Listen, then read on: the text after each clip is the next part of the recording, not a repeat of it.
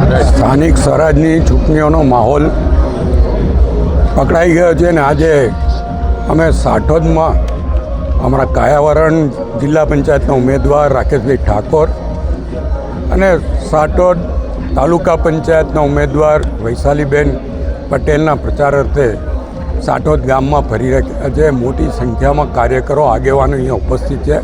આ ગામમાં પૌરાણિક મંદિર હાટકેશ્વર મહાદેવનું આવેલું છે. હાટકેશ્વર મહાદેવના દર્શન આશીર્વાદ પ્રાપ્ત કરીને અમે આ ફેરણીની શરૂઆત કરી છે. આ ગામના તમામ આગેવાનો અમારી જોડે ફેરણીમાં જોડાયા છે અને તાલુકામાંથી ભારતીય જનતા પક્ષના આગેવાનો પણ આ ફેરણીના કાર્યક્રમમાં જોડાયા છે.